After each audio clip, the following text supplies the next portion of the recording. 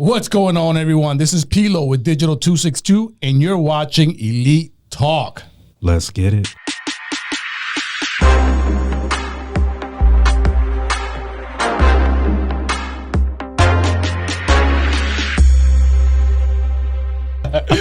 All right, what's going on, everyone? This is Pilo with Digital 262.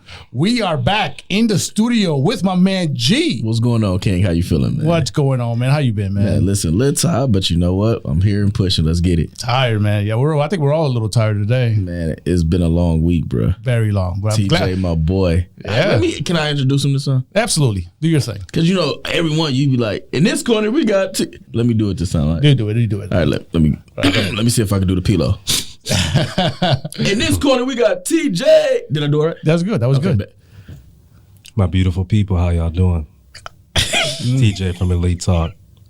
Here are my road dogs. We out here thugging it. It's been a long week, but we here. Mm-hmm. Here to give you that quality content. Yes, sir. Let's get it. Hey, it's crazy because he actually did what we be fussing at him about. Because I kind of figured y'all be on my ass. So we're going to be on you. So, you know, I'd rather just do it instead of being told to do it. But that was good, man. I really like that. Oh, yeah, appreciate you. But today, guys, I'm really glad you're here because we have a very serious topic we kind of want to discuss with you guys today. Absolutely. And today, ladies and gentlemen, we are going to be talking about racism. Racism.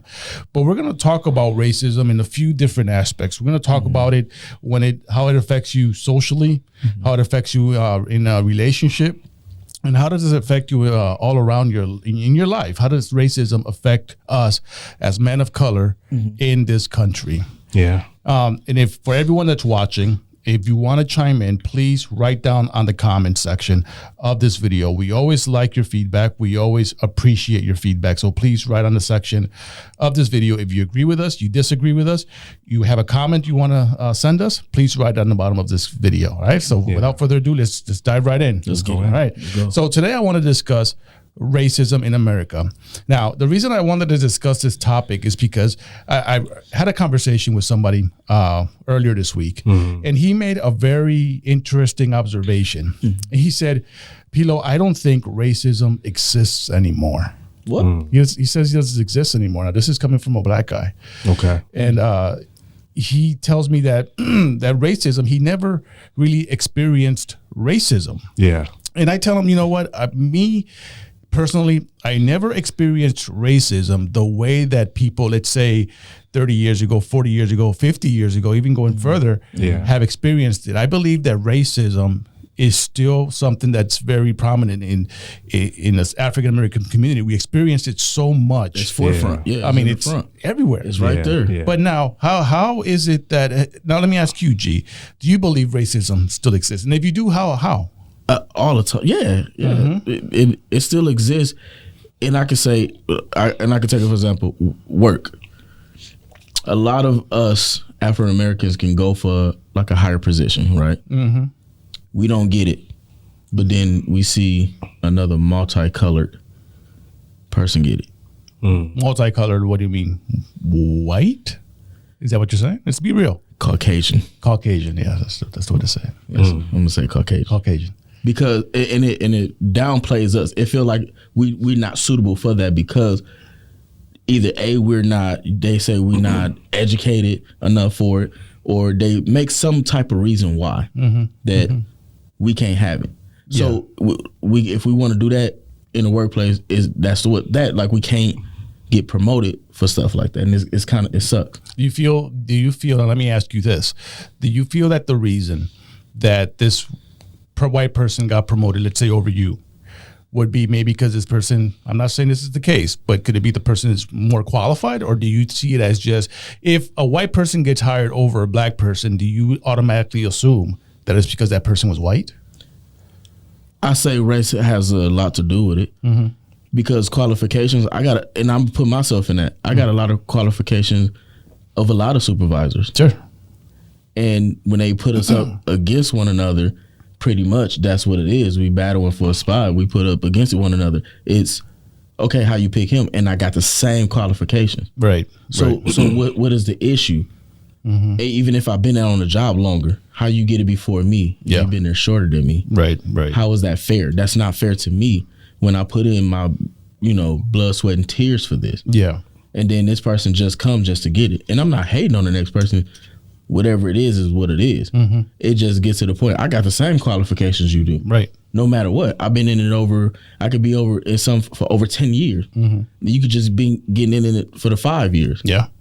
Don't my qualifications exceed that 5 years? Mm-hmm. Absolutely. But I don't get it. And it got to be more reasons probably behind it. But if there's more reasons, tell me that. Just don't say, oh, you didn't get it. Then I see this thing, or not this thing, I'm sorry.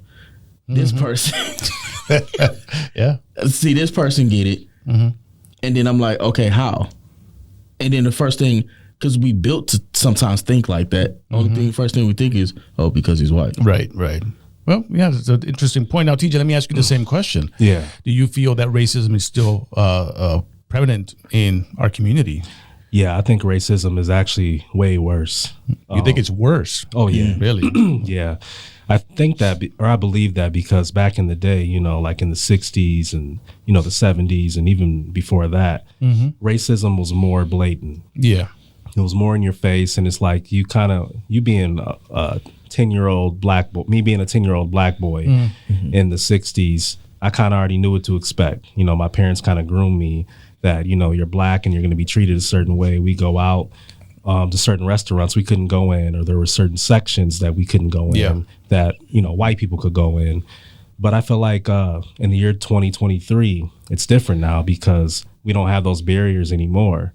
So it allows the snakes to hide in the grass even more, because the racism back then, it was blatant, but these days in 2023, it's hidden.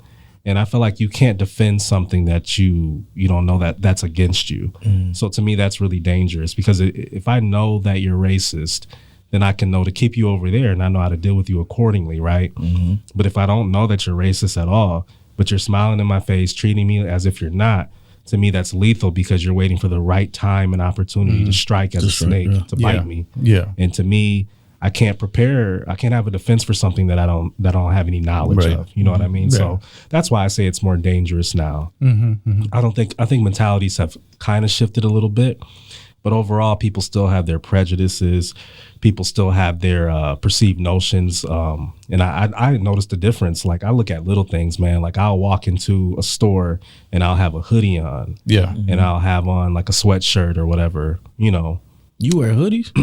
Sometimes, yeah, occasionally. Wow, really? If I'm coming from the gym or something like that, and I'm just running to a store, I get looked at differently than if I were to walk into a store with my normal swag on, suited and booted. I get treated different. There's a disparity, So it definitely still does exist in America, and I think the fact that it's just hidden more and more concealed makes it worse. Makes it very dangerous. I see that point. Yeah. I was finna say he wears suits to the gym. That's funny, because I can see that. I can see him wearing the suit, pumping some iron. But you know what? That's an interesting point, TJ. But let me play a little devil's advocate, especially what you're talking about. Okay. And you tell me. Now, we're living in an age now where race is very politicized. Okay, and we see it every day with our current president, Biden. Right? Yeah. How he intentionally hires people of color in his cabinet, not because of their qualifications, but because they are people of color. Now, do you consider that being racist as well? I consider that being safe. Being safe? Yeah. Explain that. Because if you got him, let me hire somebody that he can relate, or he relating to the people, to the black community. If I hire these black people, I'm safe with them. Yeah. If I want to run for another term, I got them because I got people in my office that's black. So you're saying that he's doing that basically to get the black vote? To get the black vote, because we big. Black people, our population is huge. Sure. So if you take that and you grab that, you can be like, okay, bet, I got them now. So then it's easy to win. So you kind of getting an easy W if you grab the black community, because now you're going to have more black people voting, less Caucasians not. Right. I see. Historically, too, that method, what you're describing is affirmative action. Corporations I'm finna say that. Yeah, corporations do it all the time because they have they look at a certain department, Sure. and then they don't have a certain quota, or it's kind of a defense to any like lawsuits or any perception that the company is racist.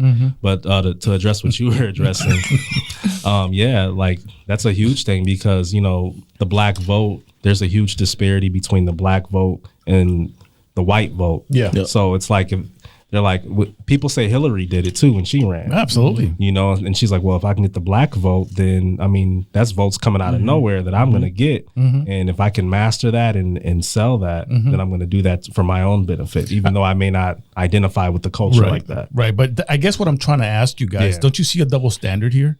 Because and I'm going to play a little devil's advocate. Because I definitely agree with you guys, but I also see the other side. Yeah. So if this president is hiring people of color specifically because they're people of color, not because of their qualifications, what's the difference between if a black president or let's say Biden himself hires a white person just because he's white and not the black person like you just described in your situation?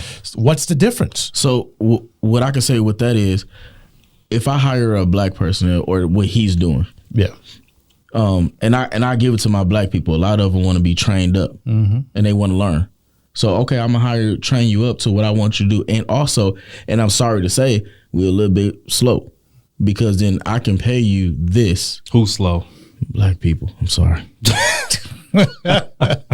Hey, you're gonna have to do a lot of explaining. I don't. And I'm gonna say, as a black man, I don't co-sign what you're saying at all. Right. But and continue. The reason I say that is because if you get somebody that's Caucasian and qualified, you got to pay them to that standard. Okay. But if you get one of us that's not, at that level or qualified for it, you're going to give us the bottom base as long as we in. And we thinking as long as we in, we are good. Yeah. That's what I mean by that. Not saying like we're dumb, like we super slow. It's like we don't think like, no, I'm not going to take that because you paying me low. Like, because we gotta live, we gotta survive in this life. So we'll take anything just to get in. And then we'll try to work up, but then once we get in, we can't work up because we got a thumb on us. Yeah. So that's what I mean by that. They're not going to hire somebody that's qualified because they got to pay them like that. They ain't going to pay us like that. Yeah. And now I want to stick to the subject of. I want to address what you said about that. No, absolutely. Go ahead. Go ahead. So, first of all, if I was the president, and I'm running the country and stuff, I'm not going to hire people based on them being black or white or whatever. I'm going to hire the most qualified person. Right. I feel like people take an account of the disparity. Like they can look at the house of whatever and see that there's a huge disparity with how many black individuals are representing that house. So it's like they have to fulfill that need, or that void, I should say. But I mean, even if I was the president, like I'll just dig a little deeper, because there's somebody out there qualified for those positions. Yeah. But you said, what's the difference between a white president doing that versus a black president doing that? Honestly, I would say that there is no difference. It's the same thing. Yeah. And I'm not saying that it's right, but that's where that natural bias comes in. People, it's been studied, people naturally gravitate to people that are like them. You know what I mean? So they want to surround themselves with people that are like them, especially if they walk in and they feel like they're the chosen one. And they're looking around and no one else looks like them. They're going to try to fill that void naturally. I just feel like that's an innate thing, whether people want to admit that or not. Yeah. Do I think it's right? No. I think that you should hire the most qualified individual. And if you do want color, then don't settle for it. You know what I mean? Don't settle for a person because they're black. Solely off that. Right. Like they're all right, but they're black, so that's what sells me on them. I would say go back to the drawing board and go back and recruit more people to try to fill that's just as qualified. Find the best of the best, because it is out there. You just have to go back and do your proper due diligence on that. Yeah. And that eliminates that bias completely. Yeah. Let me ask you something, TJ. What are some examples? Then you made an example of how racism is very quiet. It's just like a silent killer right now. Yeah. Can you name some examples when that has ever happened to you, or have you ever really noticed or seen somebody, he's racist or she's racist, but they act like they're not? Have you ever experienced that? On a quiet level?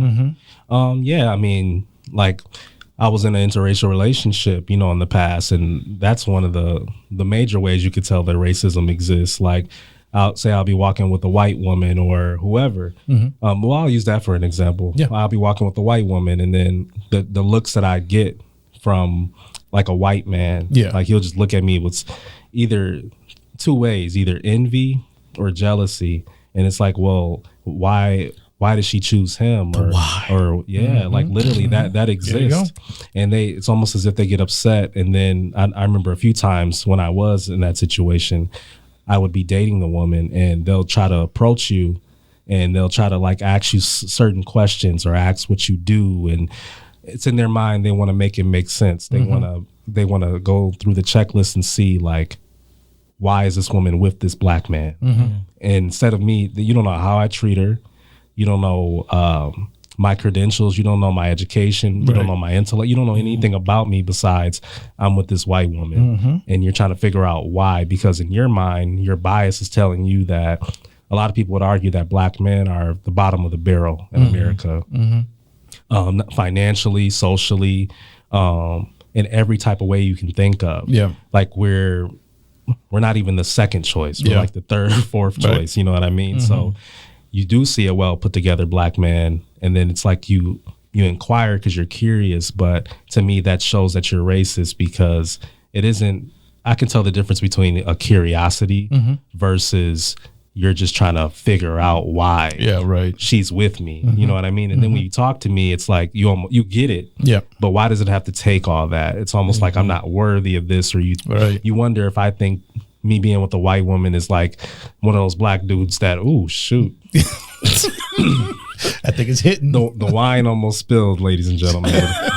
But it's it's good. He saved it. I saved it. Yeah, he jumped in the bag, boy. Yeah, real quick. That was the fastest I ever moved. It's not like the camera when the camera was falling. That's yeah. He didn't save the camera, but he saved the wine. I'm sorry, man. The wine, you can't waste no liquor. Can't waste. I agree. Yeah, I agree. Yeah, but to get back on topic, man, like, why does it have to take all that? Why do you have to have that bias against me? You know what I mean? It's just, that's how I can tell that certain people are still racist, or if I live in a certain place, like I live in a nice area in Milwaukee, and, you know, some of my neighbors that live with me who are white or just any color, they're really interested to know what I do, or it's like they're trying to just do the math and figure out why I'm in the position that I'm in, as if I didn't just work my ass off as a black man. And, you know, it's unfortunate, man, because it's like, I remember one time I was getting mail, because I live in a big condo complex downtown or whatever. Baller. And Big baller. I was getting mail or whatever. I'll see how you dress. And I forgot my key fob, because we have key fobs to get in or whatever. I forgot my key fob. So I'm standing at the door. I'm like, damn, where's my key fob at? So one of my neighbors come and he looks at me and he's just like, can I help you? And I'm like, yeah, man, I forgot my key fob. I'm just trying to get back in. He was like, do you live here? And I was like, clearly, if I'm saying I forgot my key fob, what floor do you live on? Yeah, just questioning you. I'm just like, I don't look, man, I'm not going to sit here and do this with you. Either you're going to let me in, or I'll call, you know, the building manager. I'll call John and he'll let me in. Yeah. Oh, well, no, you don't got to do all that, man. Like, if look, are you going to help me or you're not? And he was just like, all right. And then he asked something else. I forgot exactly what he asked, but he was trying to verify in his mind. So then we get on the elevator and stuff. He finally does after like 10 minutes. So then he's like, so what do you do? I don't know who you are. What do you do? What do you do for work? And just asking little questions. And on my mind, I'm like not entertaining any of it, because that just proves that society still feels like if a black man reaches a certain level in life, he doesn't deserve it, or he's unqualified for it because I'm black. And that's really unfortunate, man. So that's why he was being friendly. He wasn't being aggressive. He was smiling in my face. And stuff, but it just goes to show you that exists. That still exists. Because why do I have to validate you? Why do I have to make the math make sense? You're here. Why can't I be here? Right, exactly. You know what I mean? So I deal with that a lot. Oh, I bet. Pretty consistently. Now, G, let me ask you something, and I want to ask both of you this question. Yeah, go ahead. Do you guys believe that racism is something that you're a kid or somebody's born with, or that's something that's taught? It's something that's taught.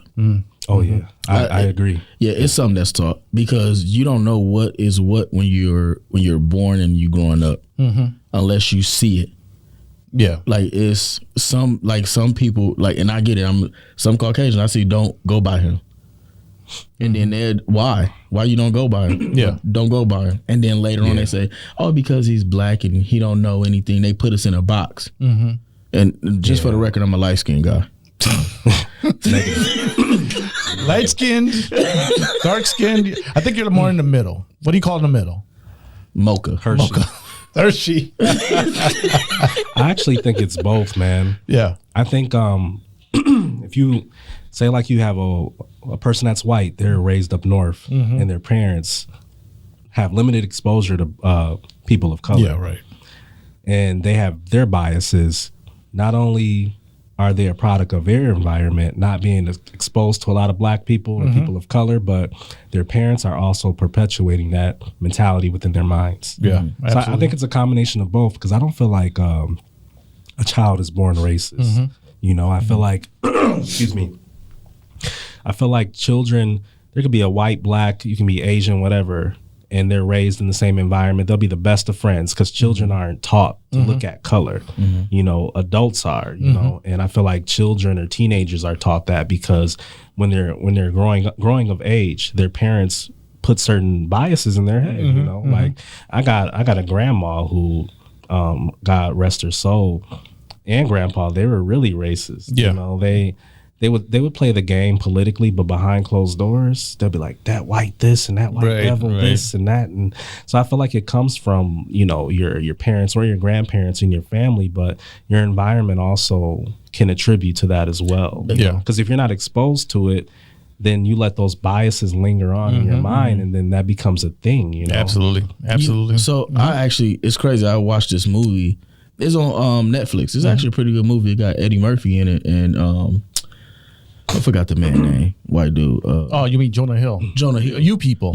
Yeah. And it's crazy. I love that movie, man. It's crazy that we're talking about this now, and then like that just recently came out, and it actually shows what we're talking about. That's a perfect example of what we're talking about. Where you got a black woman, a white man. They managed to get married. Well, I'm not gonna tell it. Y'all go watch it. You people. Netflix pluggers. Very good movie. Very good movie. And that's just you've seen it too? I've seen it. Yeah. That's a perfect example of what it is. How you get white Caucasian people don't understand us, so they put us in a box, and they want to act like they do. I hate terms like that, bro. Caucasians, or I hate when people say African American. Like, you know they're what? just trying to be too politically correct. He's a white man. He's a black man. You know what? You know what I mean? Okay. I'm sorry, bro. Just you know what? It is blame it on alcohol. I was trying to keep it. White people, just black people, no love lost. Most of that, man. I want to keep it, civil because I'm saved. Remember, right? You're saved, sparkling, right? Bro, being saved don't got nothing to do with that, bro. He's white, you're black. True. The story. Yeah, but that, to be honest, like for real, that was actually a good example of what we're talking about today. That's a perfect example. Absolutely. You know what I'm saying? It's just no matter if he was Muslim or whatever, he was still black. And he seen something different because his daughter was marrying a white man. Yeah, that's all he's seen. That's all he's seen. He only seen the color. He didn't see the type of man he was. Right. And I think that's what's wrong when racism happens. Instead of seeing, you more see a color than what the person is. Yeah. So then it demises us and predominantly black people because you don't see who we are. You only just see an outside color. You don't know what's inside. You don't know what's in my mind. You don't know what's in my heart. You don't know what I can do, what I'm capable of and cannot do. You don't know that until you give me an opportunity. But if you put me in a box already, out the gate because of my color, I was finna say something, but I'm saved. Let me ask you gentlemen a question. Yeah, go ahead. Can a black man be racist? Yes. Absolutely. Yeah? Yes. Yeah. Do you think black men are more racist than white men? I feel like black men have more of a chip on their shoulder. There you go. I agree. Because like I said, our upbringing makes a difference. If our parents went through it worse than we did, so if they went through it my dad or my mom, they had bad experiences, they're going to prep me for the world. Like my dad literally told me, he was like, son, you're black. You're a black man in America. You have to work 100 times harder off the gate because of your color. He's like, you can have the same qualifications. You can have the same drive. You can have the same characteristics of someone, of your counterparts, but you have to work 100 times harder because of the color of your skin and what you look like. So when he said that, at the time, I really didn't register it. I'm like, kind of like, well, because I was kind of sheltered a little bit. You know? Right. I had a really good childhood. You know, I can't complain about it at all. So I was kind of sheltered. But when I got into the real world, I realized what my dad was saying. And, you know, I kind of went back to those principles and I was like, you know what?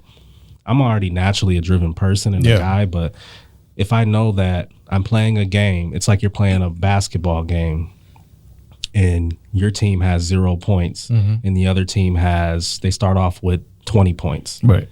But you still have to play the game and win. Exactly. It's like, that's how I look at life, unfortunately, as a black man. So did my parents create that?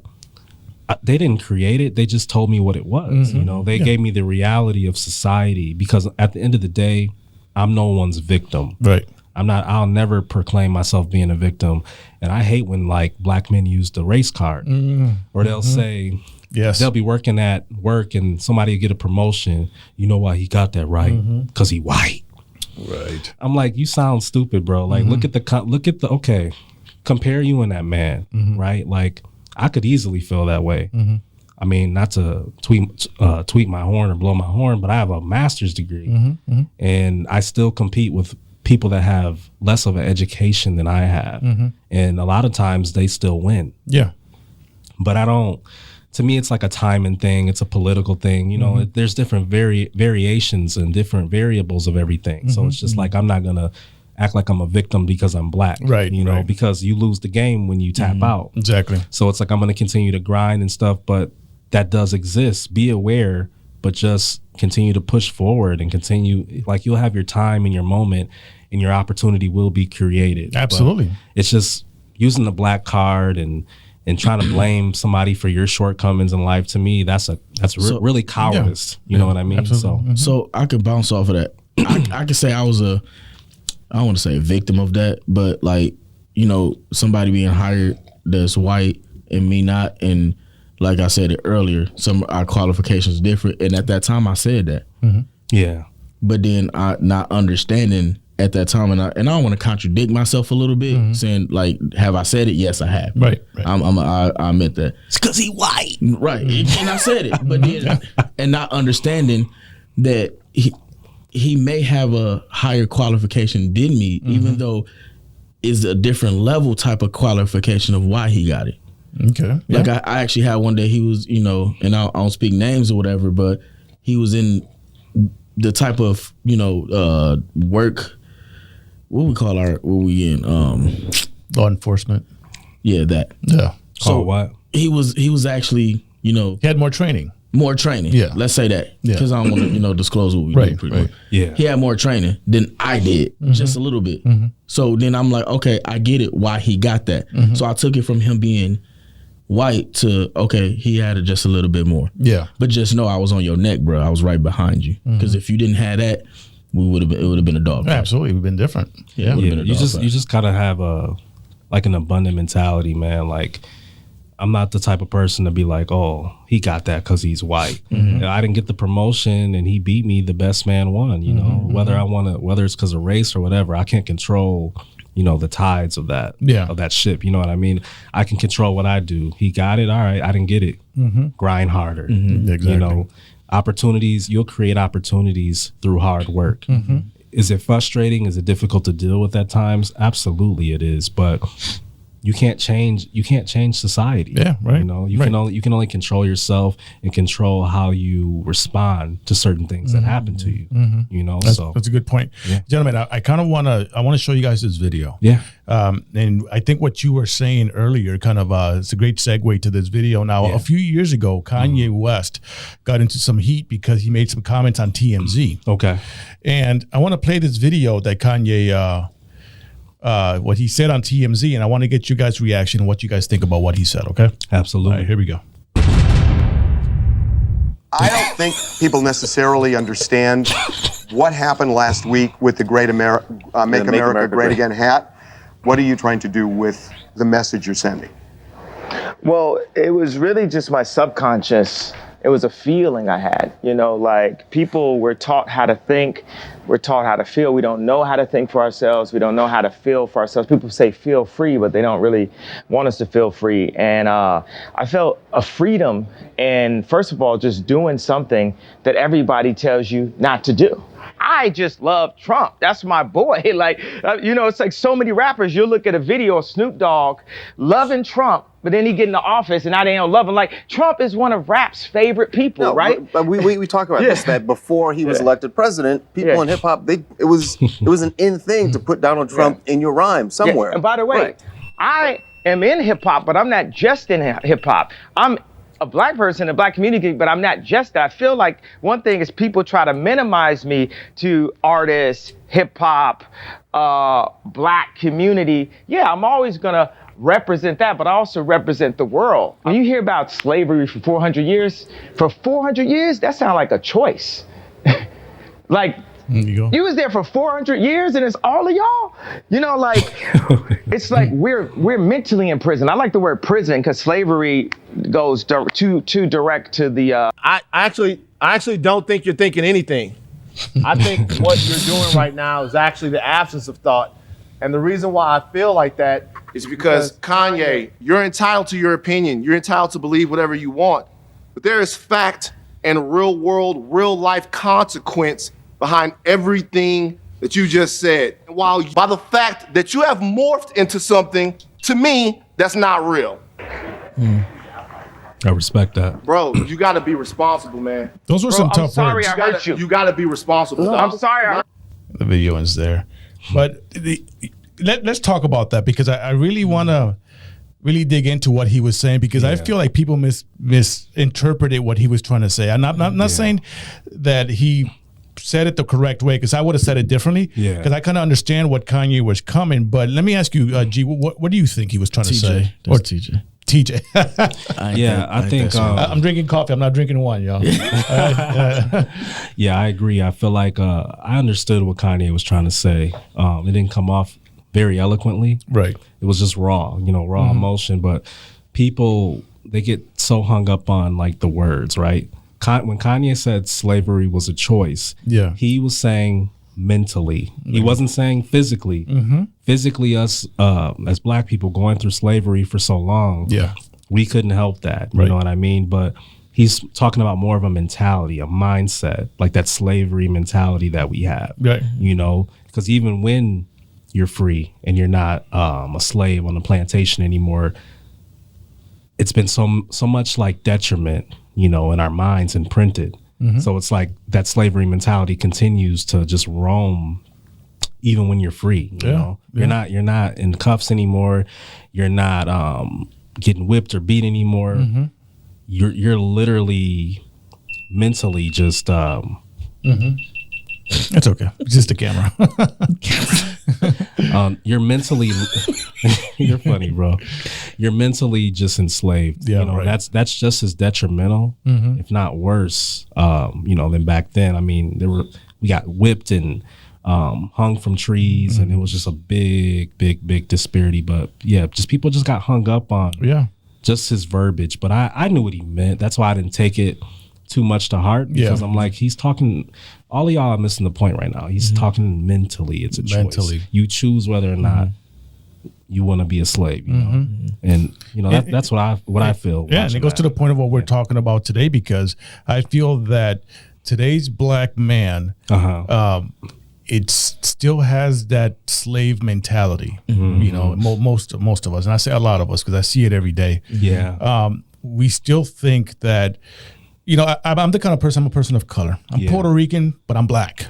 I mean, just be real. You one of us, bro. I'm one of you. I'm one of you people. You people. But I'm Afro Puerto Rican. And I play the cards that I was dealt. I was played a bad hand by being born here, but you know what? I play the hand and I try to play it as best as I can. I try not to use any excuse. I believe that failure is a choice. It okay, is. failure is a choice. Yeah. And when you use that excuse that, you know, I didn't get that because I was black, or I don't want to even try because I'm a black man, I'm just going to get shut down anyway, so I'm not even going to try it. Right. I think that's a cop out. I think you're just using the race card, you know, to try to, you know, minimize your ability or minimize yourself, and you know you're going to be a detriment to yourself in the long run. And I think most of us use that, unfortunately, and that's why we never grow. Because we have that slave mentality. We live in a country, and this is my opinion, we live in one of the greatest countries in the world. Where it's not perfect, but it's not perfect. And like my old boss used to say, show me something better. Yeah. You know, it doesn't exist. Yeah. America is the best country, even though it has a dark past.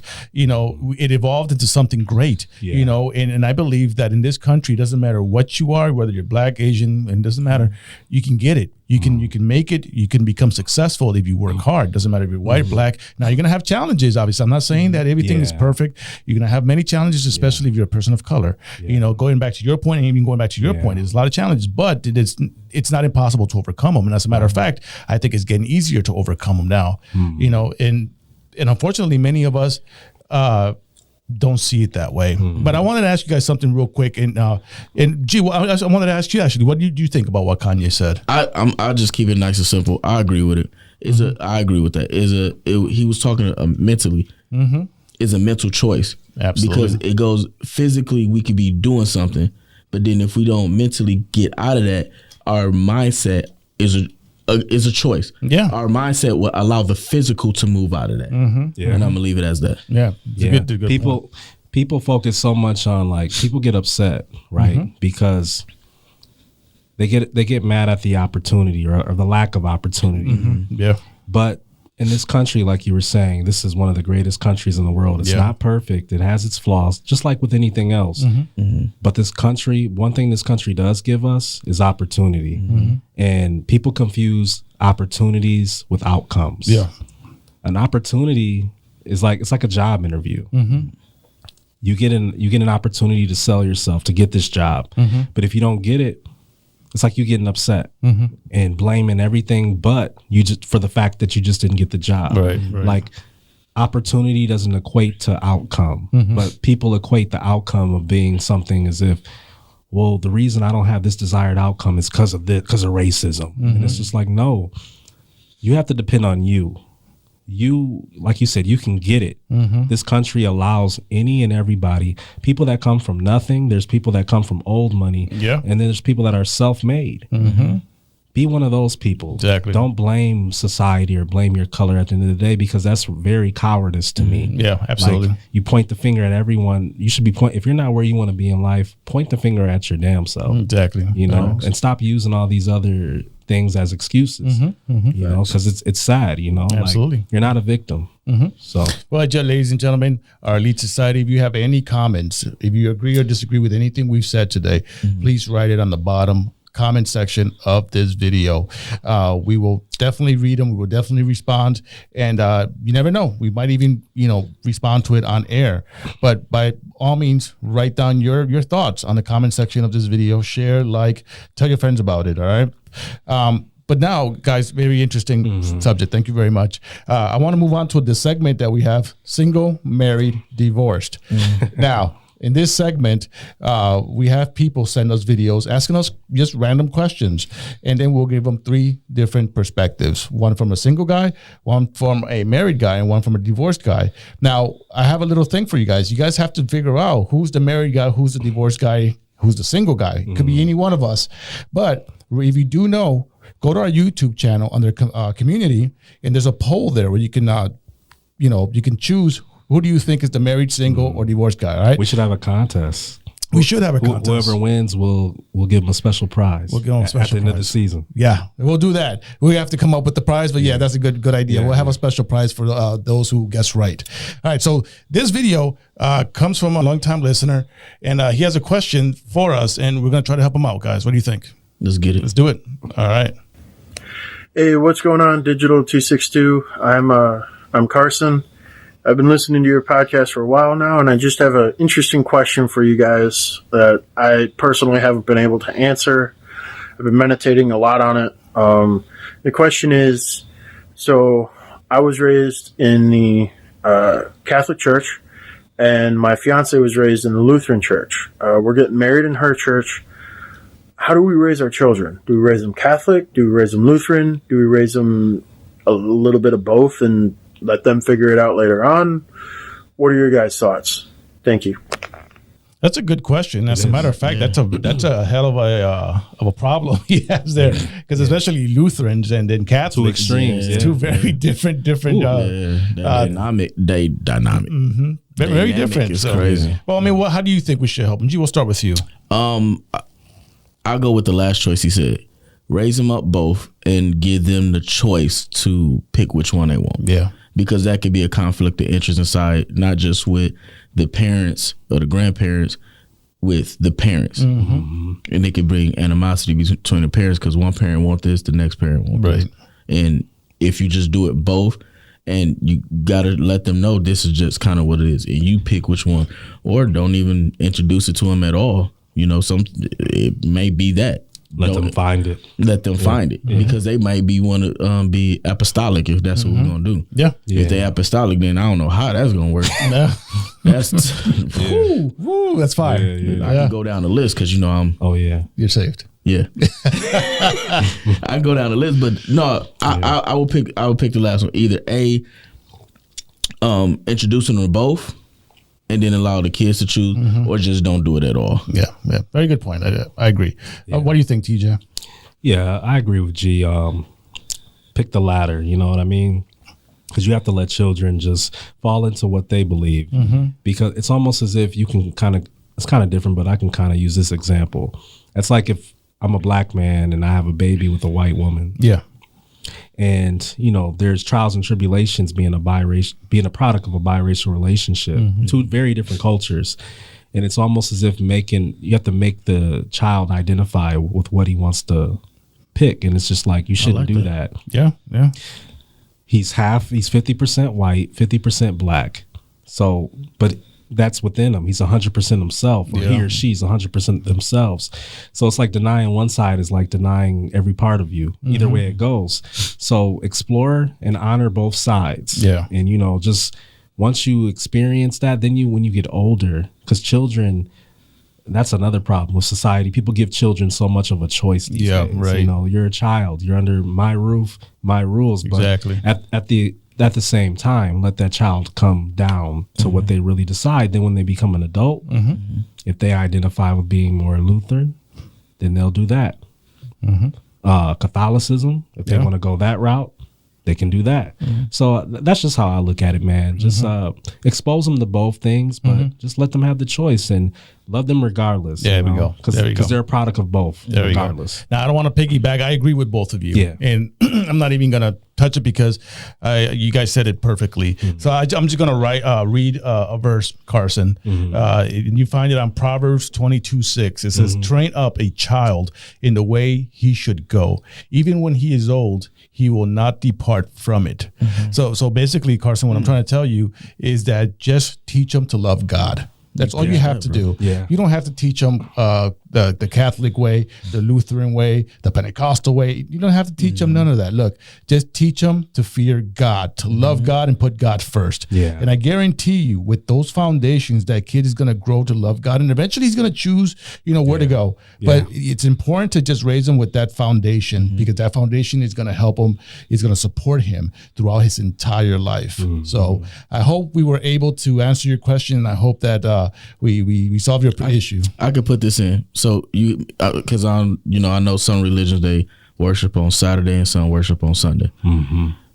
Technically, and most of the time, you got 4 Saturdays, 4 Sundays. One Saturday or one Sunday, you go to Lutheran church and do the Lutheran thing. The other one, you go to Catholic. Then if you got the 5th Sunday, y'all chill. That's a good compromise. That's serious, because I had that before when somebody, they was, I believe, like Muslim or something. Yeah. Or whatever. And it was like, okay, if this is what it is, I got to it didn't work out, of course, but you know, that's just kind of what it is. So that can be something you can, talk to your fiance about. That's a great compromise. That's they definitely avoid a lot of conflict between them. Yeah. So because you're doing both sides. It's not like you're doing one or the other. Right. Can it be a little bit confusing? Yes. Yeah. But once they get older, they'll grasp the concept. Right.